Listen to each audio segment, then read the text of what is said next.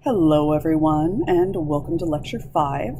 In this lecture, we are going to be discussing some of the morphological and physical differences between large-bodied and small-bodied animals, and how these differences are caused in large part by the different physical forces each group of animals is subjected to due to their size. So the first things I want to talk about are some basic concepts in the fields of morphology, animal development, and also physical scaling. So how big certain parts of your body are relative to others.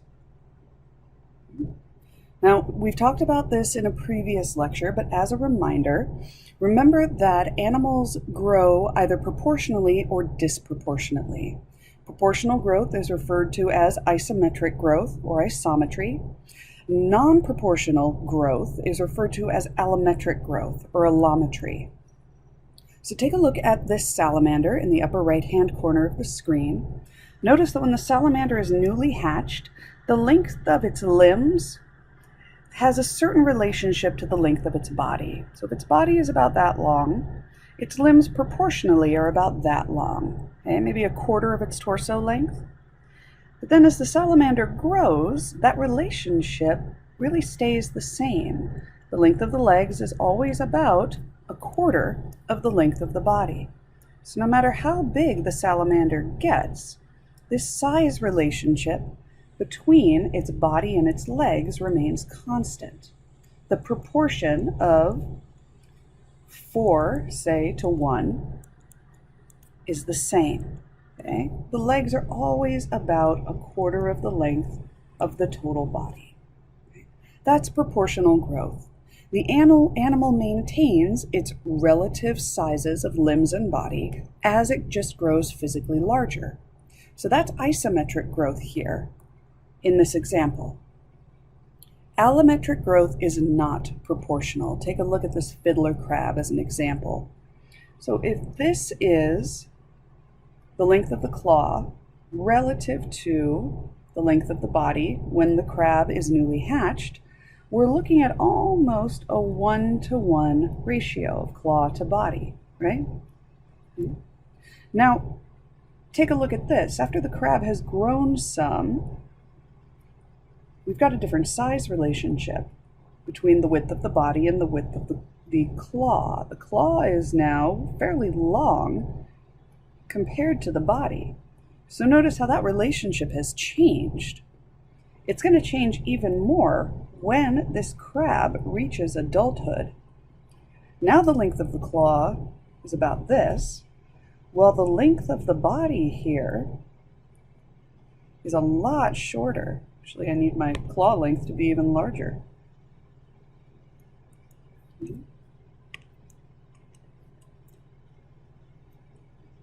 Like that. Obviously, this is not proportional growth. That claw is growing faster than the rest of the body is, causing it to get larger and larger when you compare it to the major portion of the crab's torso. This is what we call positive allometry. It's when one part of the body grows faster than the rest of the body. You always want to compare limbs that appear to be growing quickly to the central mass of the body, always compared to this main portion of the body. Now, the opposite also occurs. Negative allometry is when one body part grows more slowly than the rest of the body. Babies' heads are a good example of this. When babies are newborn, their heads seem weirdly large compared to the rest of their body.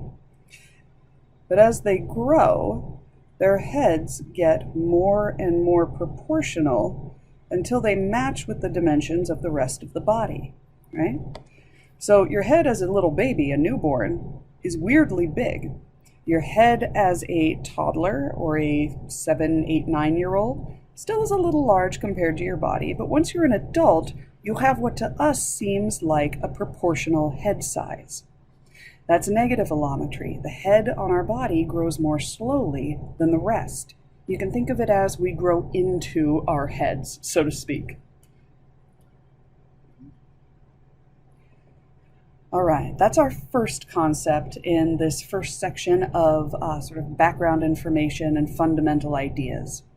The next is a concept out of physics. It's the relationship between a body's surface area and its volume. So one of the things you need to know is that as volume increases, surface area decreases. I know this sounds a little bit weird. It's not like your skin shrinks as you grow larger, but the relationship between the two changes as bodies increase in size. So check this out. Look at our example down here. We've got 3 cubes. The first cube has a side length of 1 unit. Don't worry about what the unit is, if it's meters or inches or feet, doesn't matter. What matters is that the length of a side on this cube is 1. It's a cube, so the length of all of these dimensions is also going to be 1, right? We can calculate the surface area of this cube using that knowledge. The surface area of any single surface on this cube is going to be its length times its width, okay? That'll give you the surface area of one face of the cube. But remember, it's a cube. We've got 6 different faces to account for. So you've got to take that surface area of one face, multiply it by 6, and that gives you the surface area for your entire cube. So a total of 6 units of surface area. Okay, so I'm going to write this down here. SA means surface area is 6. Now we can calculate our volume knowing our side length as well. The volume for a cube is its length times its width times its height. So since this is a cube, its length is 1, width is 1, height is also 1. That's 1 cubed, which gives us a total of 1 unit of volume. Okay, so volume equals 1 unit. We're going to rewrite these pieces of information as a ratio of surface area to volume. That gives us a ratio of 6 to 1. We can simplify that just as the number 6, but I prefer to keep the ratio intact. It's a nice reminder of what this actually means. It means that for every unit of volume, we have 6 whole units of surface area. This affects things like heating and cooling.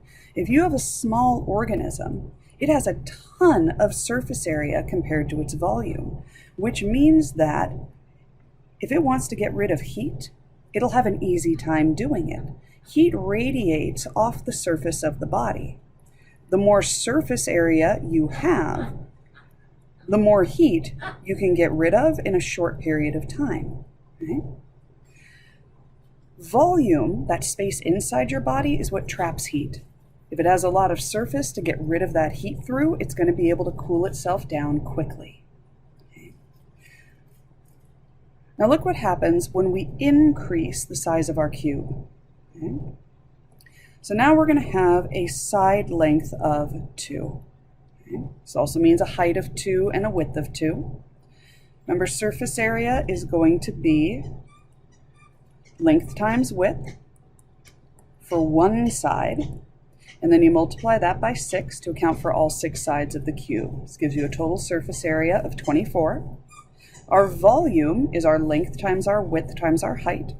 All of those are 2. So our volume is 2 cubed, which is 8, not 3. That should say 8. Okay. So again, our surface area now is 24. Our volume is 8. Okay. Connect these to each other in that ratio, and what you get is 24 over 8, which can be reduced. If we divide both sides by 8, what we get is 3 to 1. 8 goes into itself once, 8 goes into 24 3 times. Now check this out. Our ratio has changed. Previously, for every 6 units of volume, every 6 units of surface area, we had 1 unit of volume. That's been cut in half. We doubled in size, and we halved our amount of surface area compared to volume. Now for every unit of volume, you've only got 3 units of surface area. If you're an animal who wants to cool down, you'll still be able to vent heat off of your surface. But the trick is it won't happen nearly as fast anymore. Why? Because you've got a lot more volume compared to your surface area now. There's only 3 units of surface area to account for the heat produced by every unit of volume. Previously, you had 6. You'll still be able to get rid of heat, but it's going to happen more slowly. Now look what happens when we increase our size again by 1 more unit. So we're going to have a side length now of 3, which also means a width of 3, and so height, width, and length of 3. So our surface area, again, will be 3 times 3 to account for the surface of one side. Multiply it by 6 to account for all 6 sides of the cube. That gives us 54. Volume is going to be length times width times height. 3 times 3 times 3, or 3 cubed, gives us 27.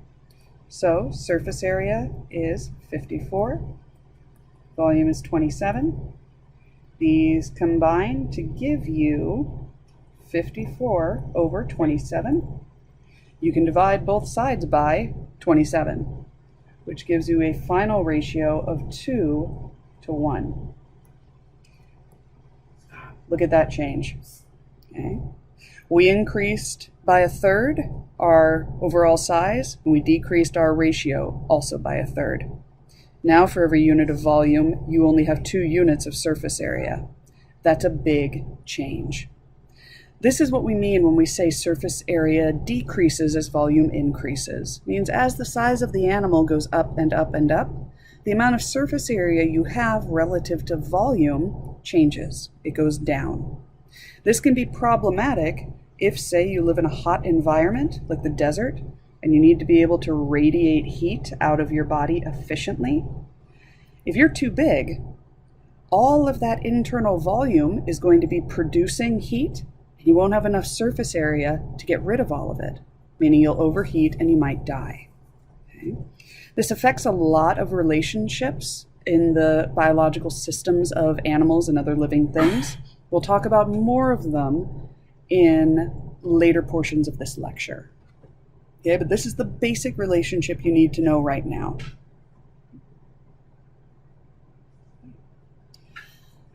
The crux of this lecture is the idea that size matters. Animals of different sizes are going to have different morphological adaptations due to different physical forces affecting them based on their size. There are advantages and disadvantages to being small-bodied or large-bodied. Having that variation in surface area to volume can be very beneficial. If you want to live in a hot environment, maybe you should be small so you can vent heat rapidly. But if you live in a cold environment, maybe you should be large so you hold on to your body heat. So you see, these physical relationships can be leveraged by animals to better adapt to their environments. All right, we're going to go over a little bit more background here and start talking about the physical forces that impact the lives of animals of various sizes. So there are 4 primary physical forces that we are going to focus on and that are going to be relevant for us. The first are what are called molecular forces. These are attractive or repulsive forces between individual molecules. Okay? Mostly we are going to be dealing with attractive forces, not so much repulsive, but those repulsive forces do exist as well. Okay? Viscosity is actually a measure of attractive molecular force. Viscosity refers to the strength of attractive forces between molecules. Think of viscosity as the thickness of a medium. So if you look at this image on the upper right, you have a solution here that's pretty watery. These are actually various concentrations of sugar water. There's not very much sugar in the first one, which means that it's going to flow very freely. It's just going to pour right out of that test tube. But as you increase the concentration of sugar, the viscosity of the liquid goes up. It gets thicker and thicker. So in this second test tube, you can see this is the consistency of like cheap pancake syrup, right? It's holding itself together, but it does still pour pretty easily. But if you add even more sugar, you start getting this gloppiness, where it's really gooey, it's really sticky. Instead of pouring out of the test tube, it falls out in droplets. Okay? And as you increase the concentration of sugar more and more, you can actually turn this into a sludge and then a paste. Viscosity itself is increasing as you increase the concentration of sugar. That liquid's getting denser and thicker. These two forces strongly affect smaller bodied animals. We're going to talk about why in a sec. Now, our last two forces are related to each other, just like viscosity was related to molecular forces. The first, inertia, is defined as the resistance to changing velocity. It's the tendency of objects to want to stay in motion if they're already in motion, or to want to stay at rest if they're already at rest. Objects generally don't want to change how fast they're moving. If an object is stationary, it's hard to get it moving. If an object is already in motion, it's hard to stop it. So this boulder over here has an immense amount of inertia. It's going to be really hard for this lady to get this boulder moving and to get it to roll down this hill. But once she gets it going, it's going to roll and going to be really hard to stop. It has inertia when it's holding still, and it has inertia when it's in motion. Okay? It just doesn't want to change its velocity. It doesn't want to change how fast it's going. That's all it takes for inertia to be present. Okay? Now, why does this boulder have so much inertia? It's because it's got a lot of mass. So there's lots and lots of mass in this boulder. It means it weighs a lot. It's massive. Inertia is directly related to mass. Okay? The more mass you have, the more inertia. Gravity, our next force, is also directly related to mass. Gravity is the attractive force between an organism and the planet. It's what holds you down, keeps you from flying off into space. But gravity actually acts on you more strongly the more massive you are, the bigger you are. So that's how inertia and gravity are related, is they both become stronger when your mass increases.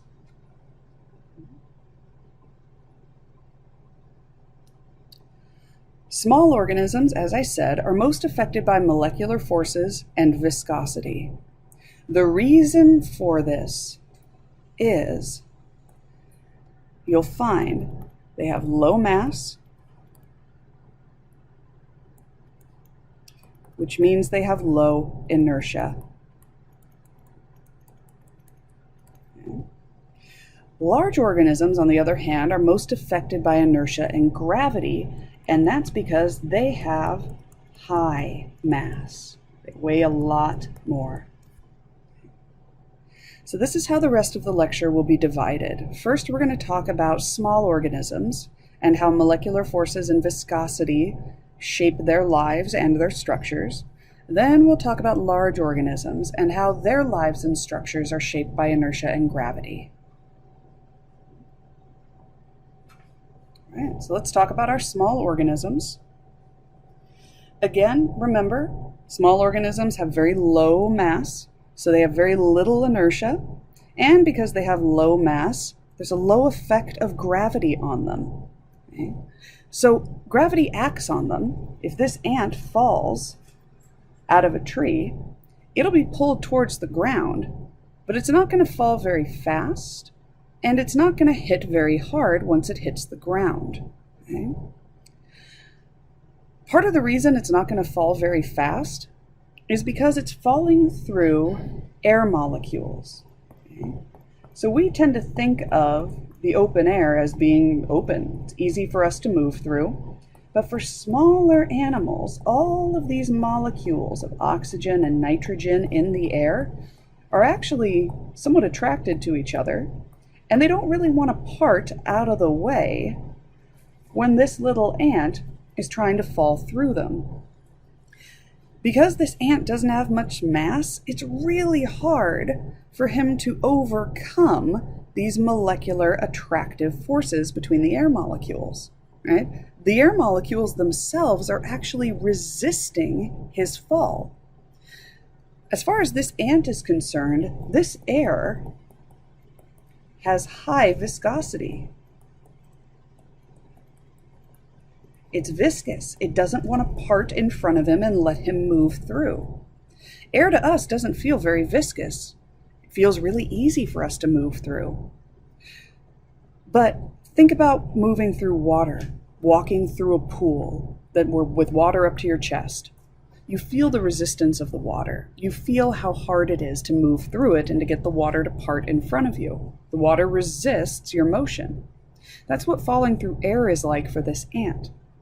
Now imagine making it even worse. Fill that pool with Jell-O, a solid piece, and try to force your way through that. That's an even more viscous medium you have to move through. That's more what water feels like to small animals.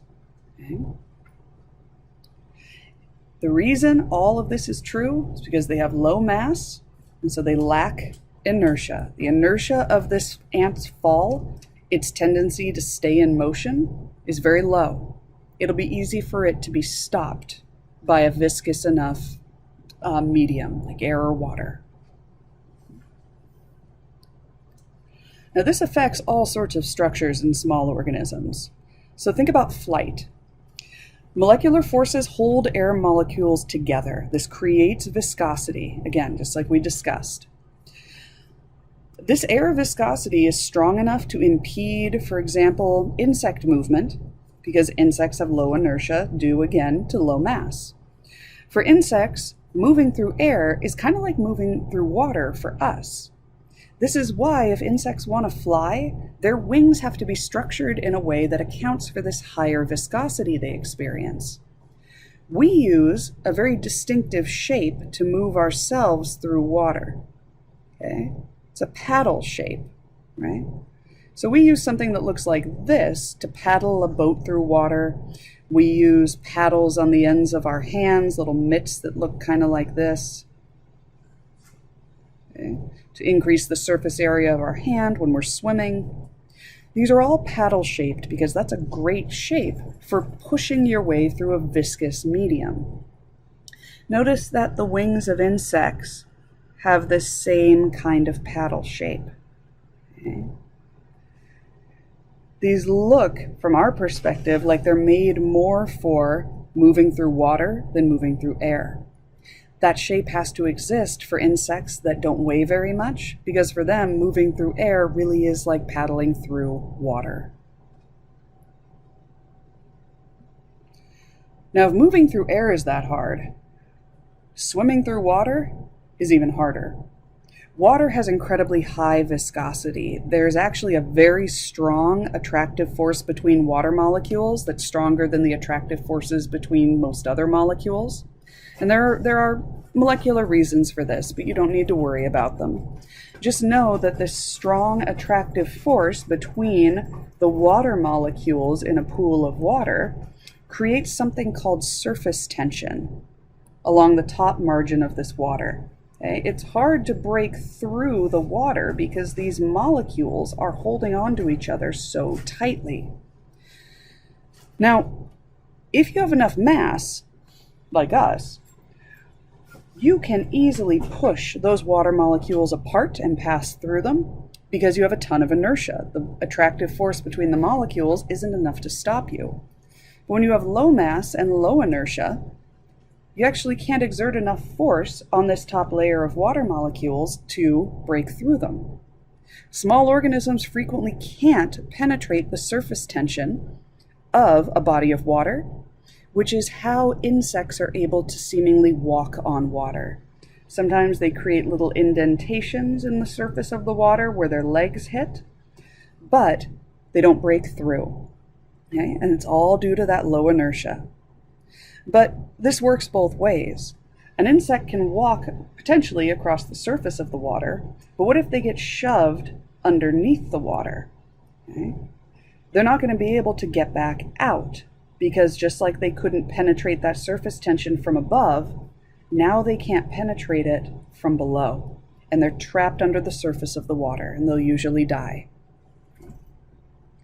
Now, but what if you are an aquatic small-bodied organism? How do you move about? Well, you're going to have specific adaptations to moving through a really, really viscous medium, because that water is going to obstruct you every chance it gets. Gliding is going to be very difficult, if not impossible. Gliding is when you stop generating energy to swim and instead allow your inertia to carry you forward, okay, without propelling yourself. But remember, inertia relies on mass. These little guys have very little of either.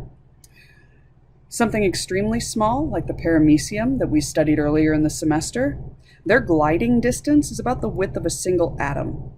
Okay, it's functionally non-existent. They simply don't have any inertia that will continue to carry them forward once they stop actively pushing themselves forward.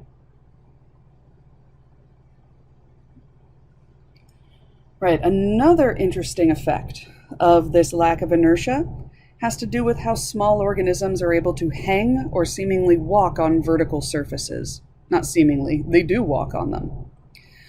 Some small organisms have feet that are covered in microscopic hairs, or they're cup-shaped, kind of like a suction cup, okay? Such that when that cup is pressed flat against a surface, it matches up to it exactly. Okay? It creates a bit of suction. Now, the reason these structures help an animal to stick to a surface is because it actually increases the total surface area of their feet. Okay?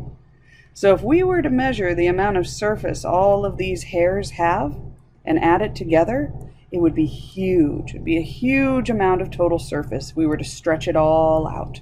Okay? A lot more than if all they had was the tip of their foot, like that. That's not very much surface. You add in all of these hairs, and suddenly you're increasing your surface by 1,000-fold.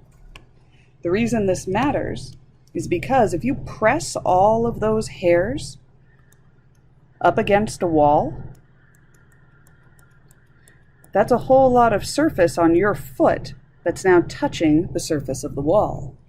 And the molecular attraction between these hairs on your feet and the wall itself, just the strength of that attraction is going to hold you to the wall. Okay? Because remember, you don't have much mass, so gravity isn't acting on you very strongly. Your feet are sticky because they have lots of surface area. Okay?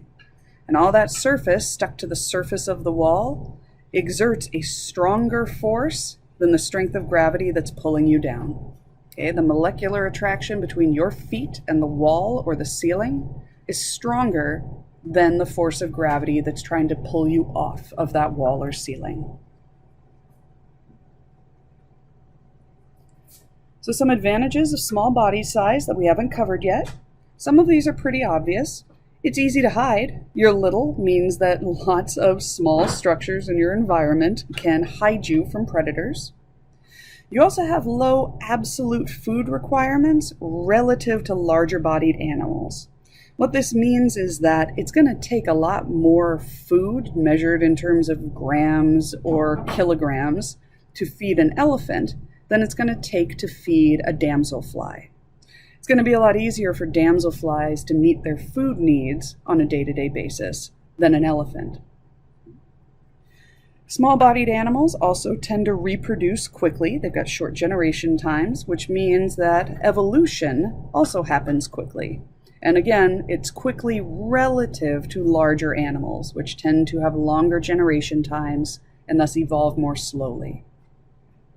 This is good for small animals because it's easier to adapt to an inconstant environment, a rapidly changing environment, if you reproduce more quickly. So the odds are your population will survive environmental or climate change because you reproduce fast. Also, your structure and your movements aren't restricted by gravity, so you can get some pretty wild body morphologies. Okay? Think of spiders. They can hold their legs out to the sides of their body because they don't have to support their central body mass straight underneath because their body doesn't weigh much. It's not like it's going to pull them straight down and they'll be dragging their abdomen on the ground. It's why you can get such interesting morphologies among like damselflies or dragonflies. These incredibly elongated heads and bodies with these huge wings. These structures that would be so heavy if these animals were scaled like us, that massive tail that sticks out behind them, those would all be incredibly heavy for us to carry around if these animals were our size. But because they're small, they can get away with it because mass isn't as much of a factor. Now there are disadvantages here too. The speed and absolute travel distance of these animals is limited. So how fast you can move and how far you can actually travel are limited because you're little. There is a limit to how quickly you can get going because the air or water is going to hold you back, and you're only going to be able to travel a shorter distance than if you were larger bodied. Okay? This can be problematic if you're trying to escape from a certain ecosystem or a certain environment where maybe food has run out, maybe competition is too intense, maybe there's a wildfire and you're trying to escape it. You just might not be able to move fast enough or far enough to get away. Also, the strength of viscosity, or the impact of viscosity on your movement really, really impedes you. And to overcome it, you've got to expend a lot more energy. So movement simply requires way more energy. And imagine having issues like what you see in these pictures. Remember, water is a fairly sticky molecule. It likes to adhere to other molecules. So insects, overnight, when their bodies cool down, they stop moving. And in the mornings, dew forms. And those dew droplets stick to their bodies. They then have to try to scrape all these water droplets off, but the water wants to stick to them. This is a big problem. They have to try to get themselves clean of water, even though the water is consistently reattaching itself. You can also get into big trouble if you get caught in a raindrop as a small animal. There's no way you can get yourself back out, right? At least not without spending a whole lot of energy on the problem. Larger bodied organisms have a different set of issues. Larger organisms have structures and behaviors that are both primarily limited by gravity. And this is because they have so much mass. This means they've got to overcome inertia every time they want to get moving. And it's very difficult for them because all of that mass creates a lot of, it creates a strong gravitational force that wants to hold the animal down and in place, which also means there's a strong inertial force holding the animal in place. However, the flip side of this can be very beneficial. That larger inertial force means that large animals can really easily overcome molecular forces and viscosity in their environment. This is why so many larger organisms are found in water. They're able to overcome the viscosity of the water and move through it more easily than if they were small. We generally use 3 metrics to describe large animals: size, weight, and strength. These are approximations of the actual animal. We don't go out and measure their exact torso size or their exact head size. Instead, we use these basic approximations, and it allows us to compare the relationship between these 3 factors across organisms of different sizes. The size of the animal we describe using length and diameter. So imagine your entire animal can fit inside this cylinder. The length of the cylinder would be here. The diameter of the cylinder would be there. Okay? That's how we approximate the general size of the animal. And it's not a bad approximation of the middle of an animal's body. You can imagine that there might be limbs attached here. Maybe a head attached up here. Antlers, maybe this is a deer, okay? But that cylinder represents the location of the majority of this animal's volume. Okay, so this isn't a bad approximation. Now, we can use these size metrics to estimate the weight of the animal as well. We just multiply the length times the diameter squared. Okay? Now, strength is a little bit different. Strength in this context refers to the skeletal structure and the muscles' ability to support the body's weight. If you're going to be a large-bodied animal, especially a terrestrial large-bodied animal, your limbs are going to have to be strong enough to hold you up off the ground. The way that we can represent that strength is by the size of your limbs. We say that strength is proportional, means it's related to the cross-sectional area of the structure that's supporting your body, which would be your limbs. So cross-sectional area, what does that mean? Well, if we were to take this elephant up here and taking its front limb, we were to cut it right there so that we wound up with a cylinder. Okay. Pull that cylinder out, look at it from above. You'd be able to see probably the bones in the middle. You'd be able to see muscles around the bones. Okay? You're looking down into the leg from above. The cross-sectional area is the area of this surface. What we just took was a cross-section of the leg. It's this surface area that we're estimating using little d squared. Now, what's little d? Little d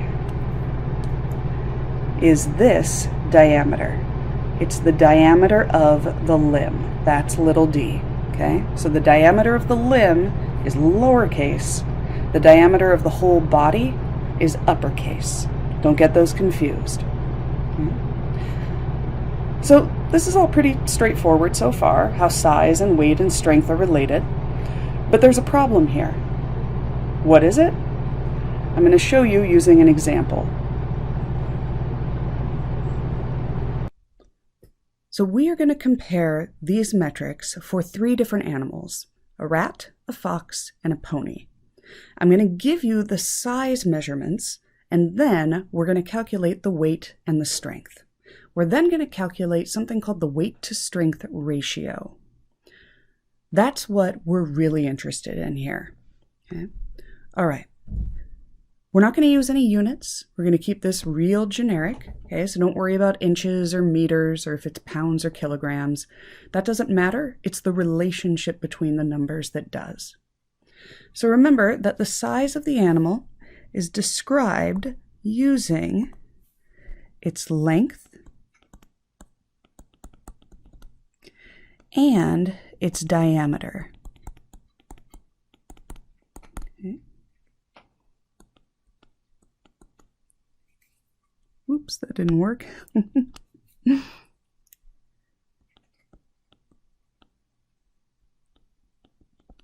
Length.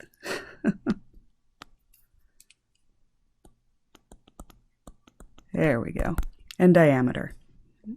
So the length of this rat will represent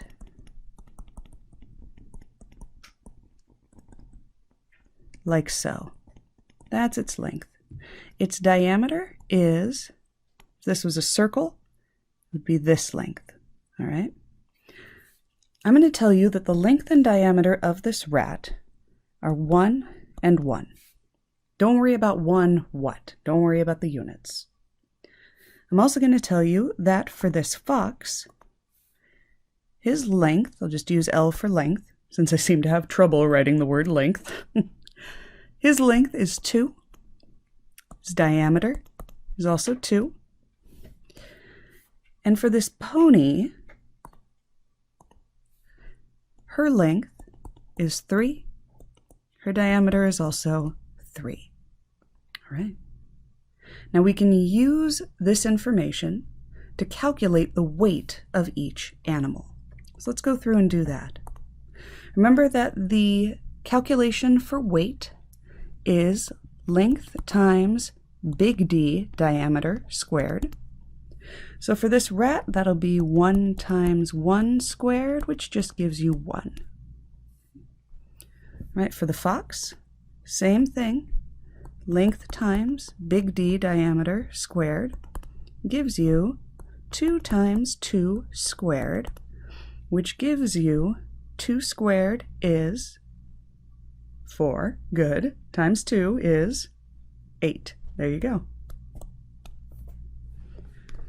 All right, finally for our pony. Again, length times diameter squared gives you 3 times 3 squared.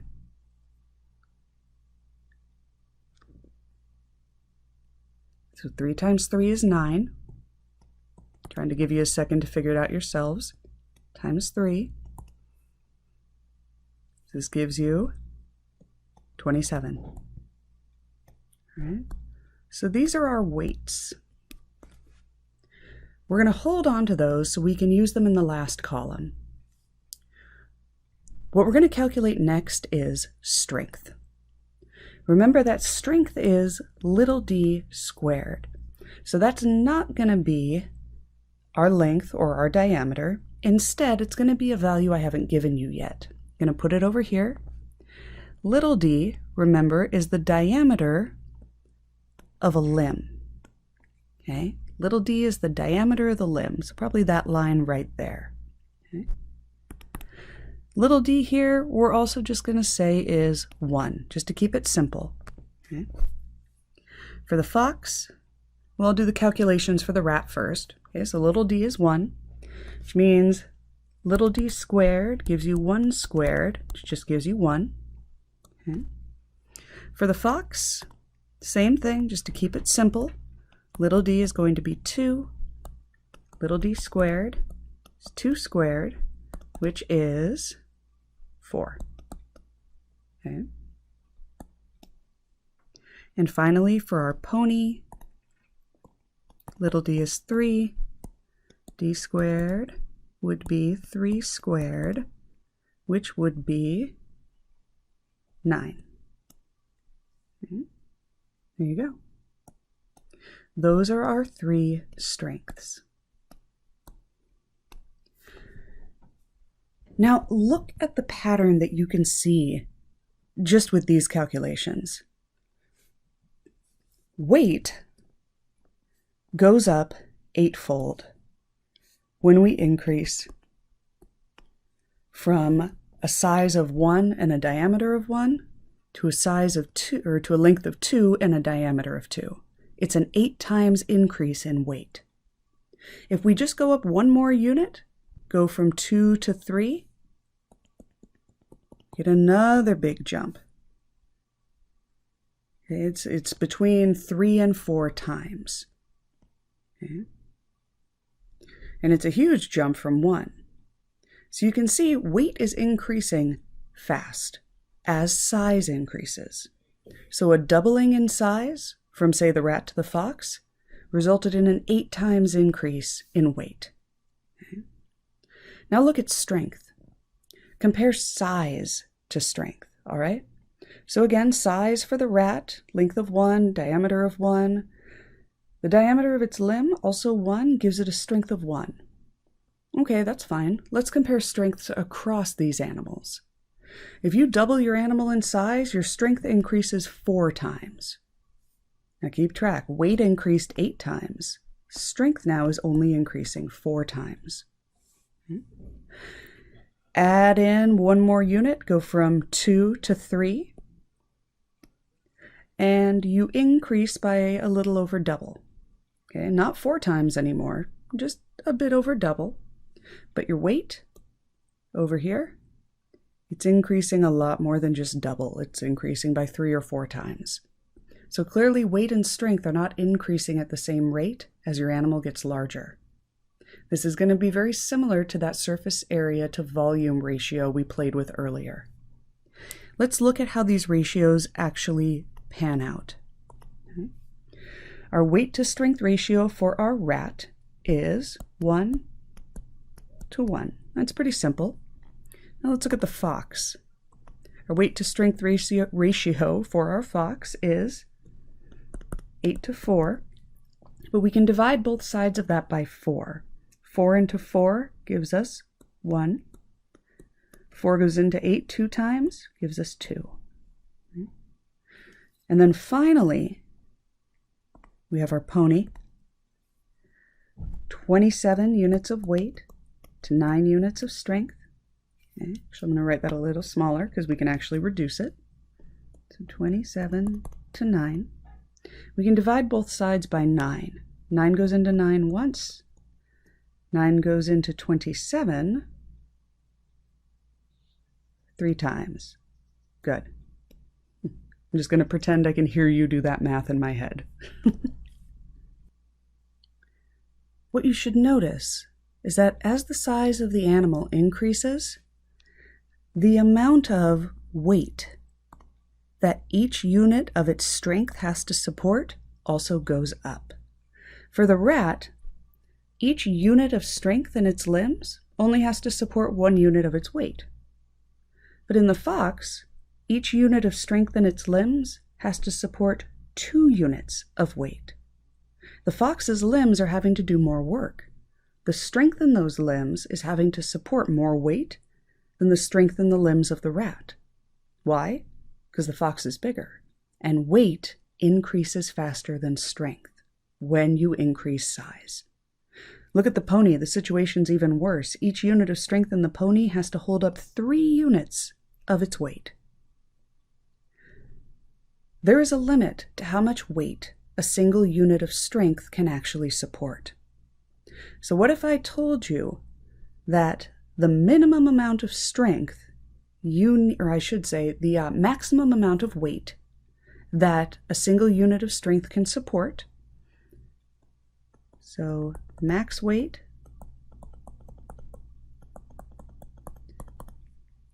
is 2. Okay. That's the maximum weight per unit strength. Okay. So across all animals, 1 unit of strength can only support 2 units of weight. Maxes out at 2 units. All right, if that's the truth, then can the rat support its body weight? Well, when we say our maximum weight that can be supported is 2 units, what we're really saying is that any ratio up to 2 to 1 is okay. Any ratio above 2 to 1 isn't. The rat has a ratio of 1 to 1. For every 1 unit of strength, it only has to hold up 1 unit of weight. It has the potential to hold up 2 whole units. 1 is less than 2, meaning the rat actually has extra strength left over, right? It has more than enough strength to hold up its body weight. Its limbs are strong enough to lift it off the ground. Now look at the fox. The fox has 1 unit of body weight for every 2 units of weight. It's okay. It's a 2 to 1 ratio, which is exactly what we said the maximum was. Each unit of strength in that fox can easily hold up 2 units of its weight. Right? So far the rat's okay. Fox is okay, but now let's look at the pony. For every unit of strength, this pony has 3 units of weight. That's too much weight. That unit of strength isn't enough to hold it up. In other words, the pony's too heavy. It's not strong enough to hold itself off the ground. Right? The limbs of this pony, which remember, that's what's measured for strength. This is the diameter of the limb. What we're really saying is the limbs of this pony are not strong enough to hold up its body. Right? Which means that no ponies on the planet could possibly walk. They all scoot around on their bellies. Now, clearly that's not the case, right? Ponies walk on 4 legs like you'd expect them to. So, something about how animals grow in real life doesn't match with how they scale on this chart. Something's off, right? We're missing a piece of information. Here's what it is. What this chart represents is isometric growth. So this whole chart is representing isometry. Okay. We are assuming that the diameter of the limbs of these animals is increasing proportionally to the size of their bodies, proportional growth. What this chart should show you is that proportional growth doesn't give you limbs that are strong enough to support really large animals. So what happens in real life is that larger animals have significantly larger limbs compared to their overall body size, right? Smaller animals have smaller limbs compared to their overall body size. So if this elephant has a body that's this size, its limbs will be about this size, all right? So about a quarter of the size of the body is the diameter of the limb. For this dog, if this dog's body is this size, its limbs will only be about this size. Okay? That's maybe a fifth of the size of the body. What this tells you is that limbs grow allometrically. They have to. As animals increase in size,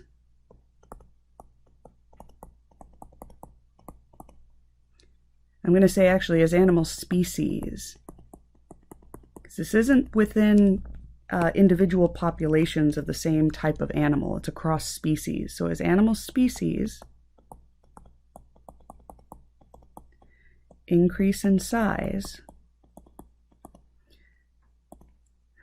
limbs grow allometrically.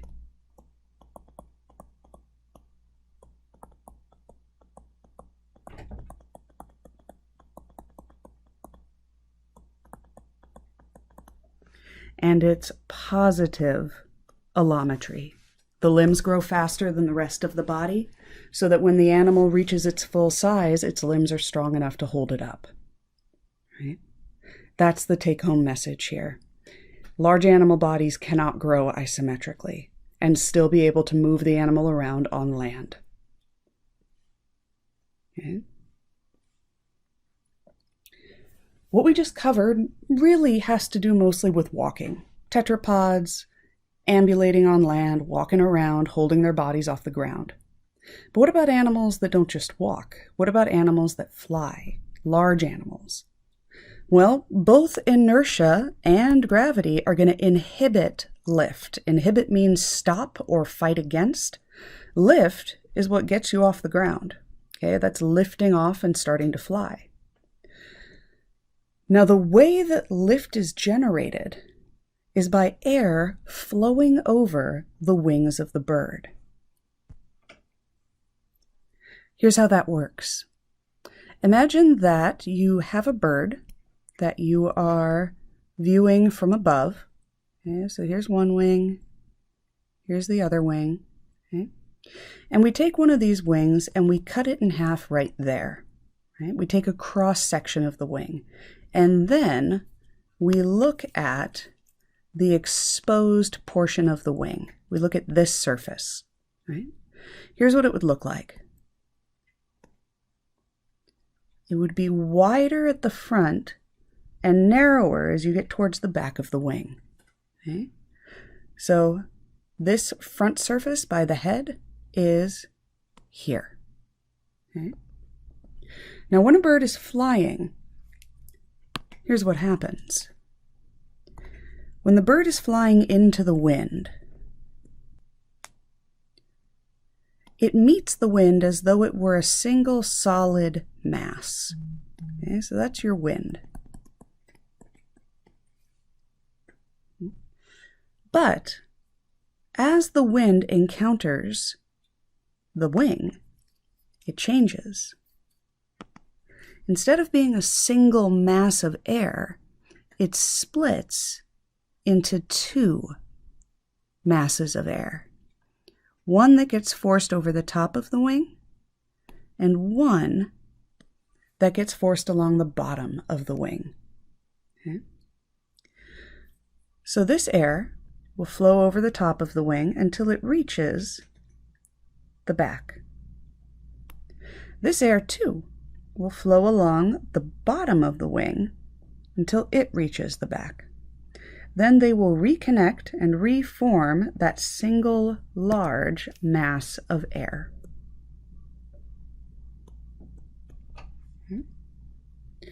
Well, this is lovely, but it doesn't really explain how wings generate lift.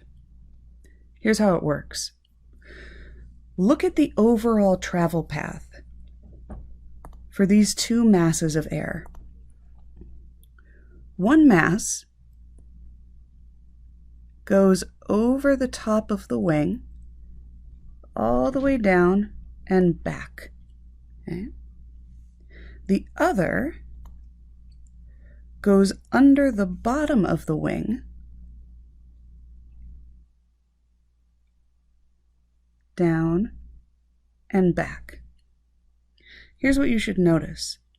That green line is about, if I were to straighten it out, it's about that long. But that yellow line, if I were to straighten it out, get rid of all those curves, it'd be about this long. Why? Because air that moves over the top of the wing has to travel farther. And it's because of this hump in the wing. Air going over the top of the wing has a longer travel path. It has to follow this curve all the way over and back down. Air going under the wing skips that whole obstacle, so it has a shorter travel path. Now, why does this matter? One of the characteristics of air moving over a wing is that the air that's going over the top of the wing must arrive at the back of the wing at the same time as the air going under the wing. Don't worry about why. It's a property of physics, of fluid dynamics. But just know that air that starts off together here at the front of the wing has to reach the back here at the same time.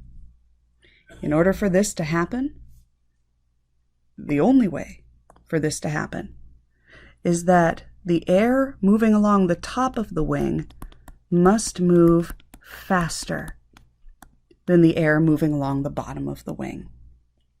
Okay?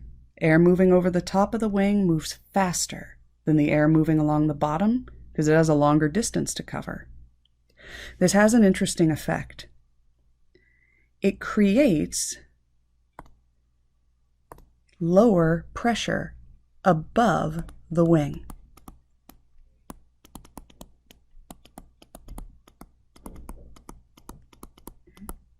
That faster moving air creates a zone of lower pressure. The slower moving air down here, by contrast, has a higher pressure.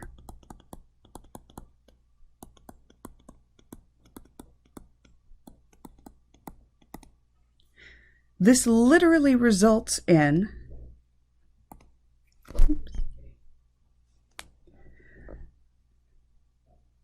higher pressure air pushing up on the wing from below, and lower pressure air sucking the wing upright or upwards from above. The wing is getting sort of sucked up because of the lower pressure and also pushed from the bottom because of the higher pressure. And this is what we refer to as lift. Lift is generated thanks to this unique shape of the wing, which creates a low pressure zone above the wing and a high pressure zone below it. If you were to cut an airplane wing along this same axis and look at its cross section, you'd notice airplane wings are the same shape. We've taken advantage of what birds evolved millions of years ago, and we've used it for our own technology. It's pretty cool.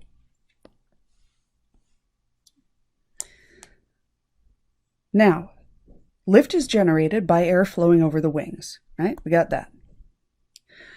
The amount of lift you generate is proportional to the surface area of the wings. Hopefully that makes sense too. The amount of surface that this wing has, okay, all of this surface, that's going to determine how much lift this bird can actually generate. And we calculate it by multiplying the length of the wing times the width. Okay? So maybe we'd call this the width. Maybe we'd call this the length on this bird.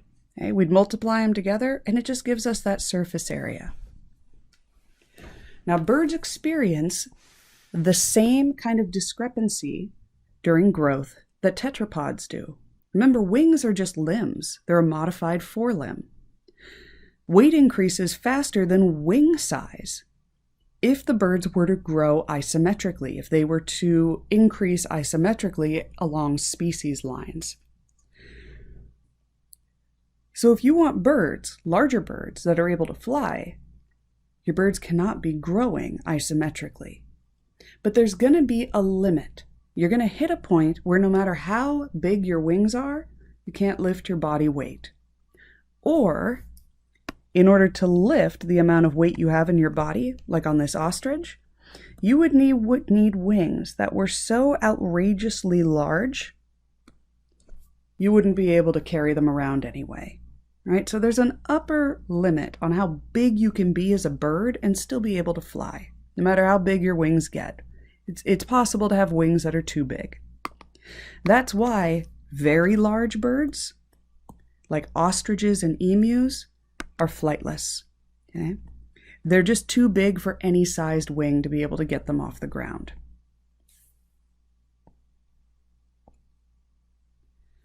Now, in other birds, the solution to the weight versus wing area problem, and its wing surface area, that's what we're talking about, is to have different growth patterns in large birds than in small birds, different body structures. Wing area is going to increase across species of different sizes as their bodies increase in size. So this is just another case of positive allometry. Check out this sparrow. Okay? It's got a body length of about that. We're going to say the wing length is about there. These are almost the same. Okay, the wing's actually a teensy bit longer than the body. I know it's hard to tell, but they're almost the same. Okay? Now, look at this guy. There's your body length. And let me switch pen colors. Okay, there's your body length. Your limb length is actually this curved line. If you straighten it out, it actually goes to about here. Goes off your screen. Okay? If you compare them, because this wing is curved downwards, if I were to actually draw this out with a hawk whose wings were straight, you'd notice the body size was about that, while the wing size was about that. Right? So this is very clearly allometric growth. And it's across species, so as you scale up the whole animal, wing size is going to have to increase relative to body size to ensure they can still fly.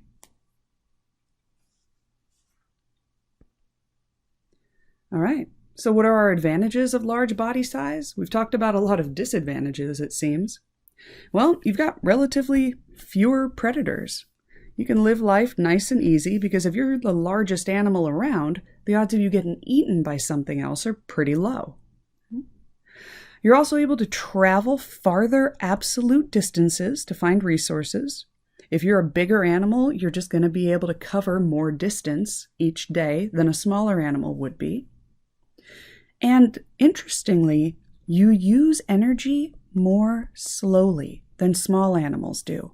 You have a slower metabolism. Your metabolism is the set of chemical reactions that are happening in your body to power it.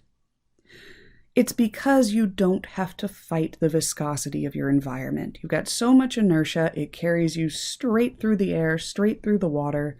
You're not constantly fighting to overcome those attractive molecular forces. And so you need less energy overall. You use less energy overall.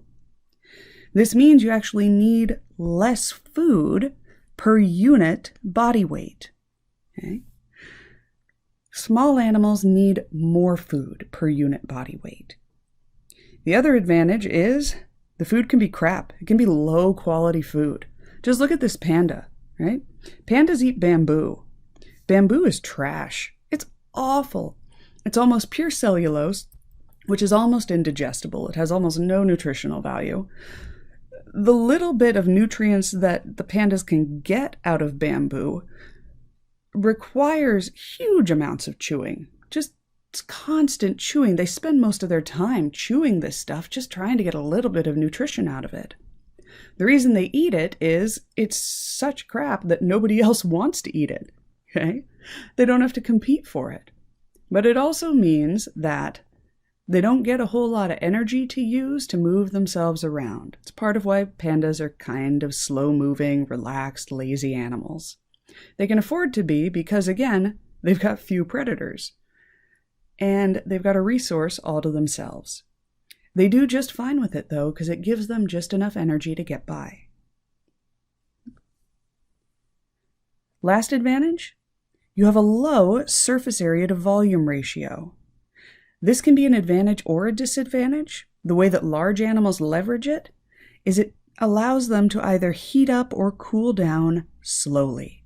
There's no rapid thermal changes in their bodies. Really, really fast changes in temperature can be really damaging to a body, especially these large-bodied animals. So having this low surface area to volume relationship means that they're going to lose heat slowly, even in cold environments, and they're going to absorb heat slowly, even in warm environments. Right, let's go over those disadvantages.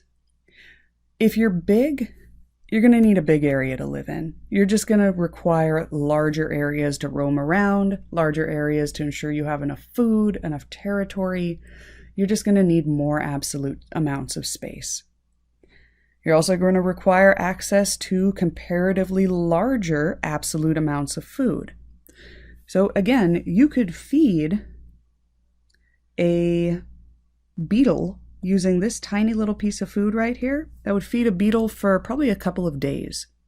What you're looking at is this hippo's meal for one day. Okay? So that's what we mean by absolute amounts of food. The actual amount that you use and eat has to be bigger. Larger-bodied animals also reproduce slowly, which means they evolve slowly. This makes them a lot more susceptible to environmental change. If the climate changes rapidly or the environment is degraded rapidly, they don't really have time to produce offspring with new characteristics or novel traits that would allow the population as a whole to adapt to the new environment. And if you can't adapt to a new environment, you tend to die off. This is why large animals are very common during periods of environmental stability. So if we look back through the fossil record, we tend to find our big animals present in the same rock strata that indicate the climate was nice and stable. Those large animals disappear from the layers of rock that exhibit signs that the climate was changing. It's because they have a tendency to die out during our periods of climactic change. All right, that's it for this lecture. Thanks for listening. I'll see you next time.